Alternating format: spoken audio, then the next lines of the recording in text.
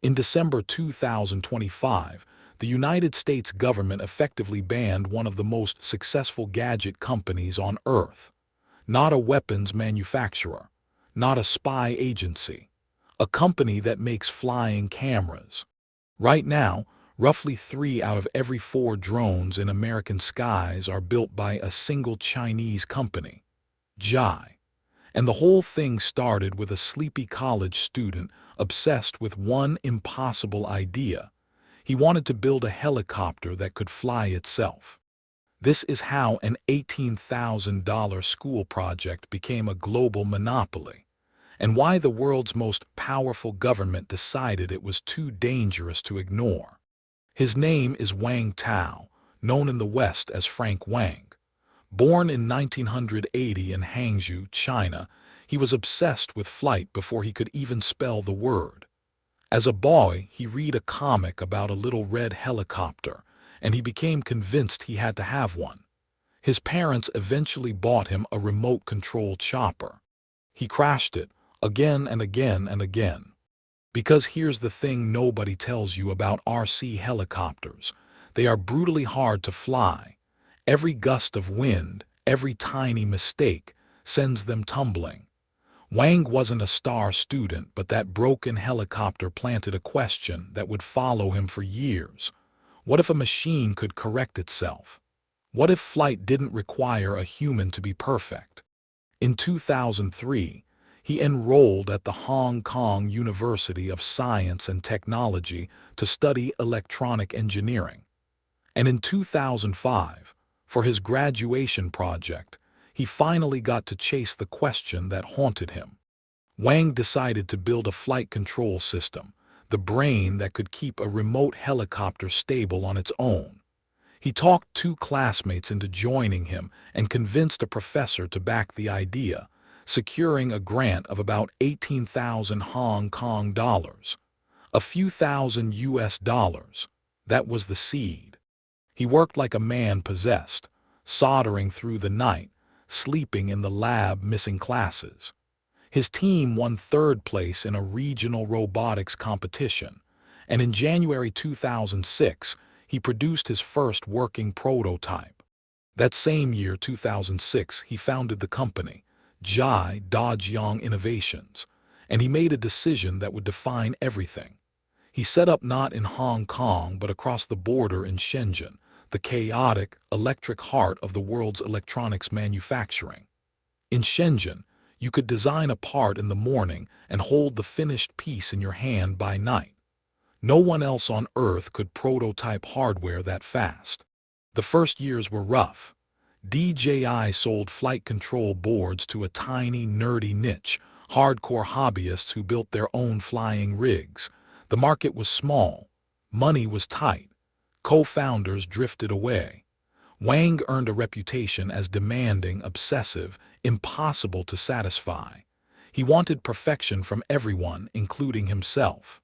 But while he struggled, he noticed something.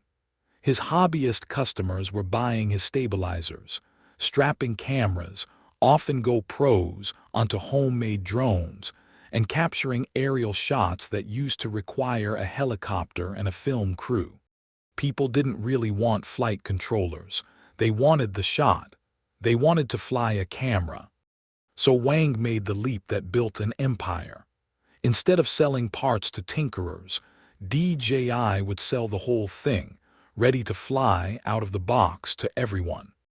In January 2013, DJI launched the Phantom. No assembly, no expertise. You charged it, you flew it, you filmed. For the first time, a normal person could put a stable, high-quality camera into the sky. It exploded. Revenue jumped roughly 5-fold in a single year. By 2014, the Phantom had sold more than 400,000 units. DJI didn't just enter the consumer drone market, it essentially created it. Then DJI did it again. In 2016, it released the Mavic Pro, a drone that folded down to the size of a water bottle and slipped into a backpack with near-professional quality. That same year, GoPro, the action camera giant, launched its own drone, the Karma. It was a disaster. Units lost power and fell out of the sky, and GoPro had to recall it. Within a couple of years, GoPro abandoned drones entirely. DJI didn't just compete, it buried everyone. American rival 3D Robotics exited the consumer market. By the late 2010, DJI controlled an estimated 70 to 80% of consumer drones and dominated commercial use too. Hollywood film sets, farms spraying crops, search and rescue teams, bridge and power line inspections. Relentless iteration, total control of its supply chain, and Shenzhen speed made its price to quality impossible to match. But DJI's dominance became its biggest liability. Think about what a drone actually is. A flying computer with cameras, GPS, and sensors, collecting video and location data. Now imagine millions of them, Chinese-made, flying over American farms, factories, power plants, and police departments. U.S. officials raised an alarm. Could that data flow back to the Chinese government, which has broad legal power to demand it? DJI denied sending user data to Beijing. It offered offline modes, local data controls, and independent audits. But the suspicion didn't fade. DJI was barred from U.S. military and federal use and added to several restricted lists. Then came the showdown. A proposed law, the Countering CCP Drones Act, aimed to ban DJI outright. The 2025 defense bill stopped short, but set a trap.